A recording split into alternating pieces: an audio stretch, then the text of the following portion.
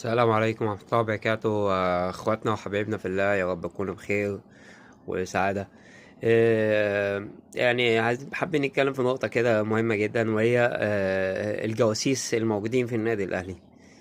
يعني هل النادي الأهلي كل صفقة النادي الأهلي يفكر فيها، أو النادي الأهلي يكلم وكيله، أو النادي الأهلي يكلم النادي بتاعه، فكل الناس اللي بتعمل محتوى سواء من الصحفيين او ناس هواء يعني يجيبوا اخبار الصفقة دي؟ لذلك هنلاقي ان 99 من صفقات النادي الاهلي يعني منتشرة على صناع المحتوى الرياضي، كلهم بيتناولوا صفقات النادي الاهلي. واحنا شفنا مثلا زي اللاعب الاردني عودة الفخوري ده، لما النادي الاهلي بس اتكلم عن النادي فجأة كده، نادي الاهرام دخل كده واستحب وراح نط في الموضوع. في لعيبه طبعا تانية كتير كانت موجوده في اوروبا وكده. النادي الاهلي كان بيحاول يخش، فبيجي نادي من بره او نادي محلي يروح باعت جواب للناس دي، يقول لهم انا عايز اخد، حتى لو مش هياخد اللعيب يبعت خطاب للنادي ده يقول له انا هاخده بكام. هاخده مثلا النادي الاهلي عاقد مثلا مليون ونص، انا هاخده يا عم ب2 مليون و100.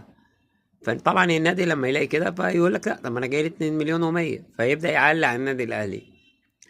فيعني هل النادي الاهلي افتقد السريه؟ افتقد السريه.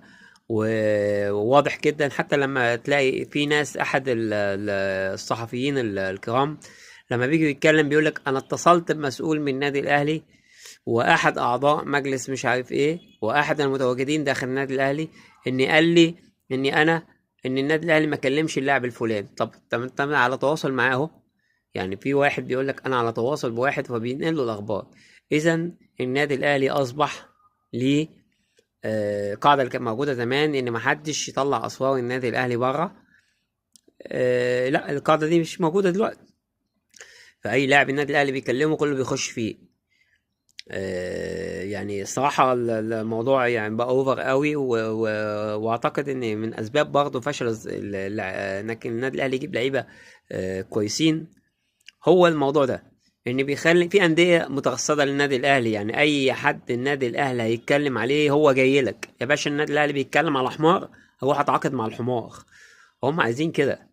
فيا ريت النادي الاهلي يشوف مين الجواسيس اللي بتطلع الاخبار للنادي، ويا ريت يمنع عنهم اي اخبار فريق كوره تحديدا يعني. وان شاء الله التوفيق باذن الله، وان شاء الله اللي جاي احسن باذن الله. على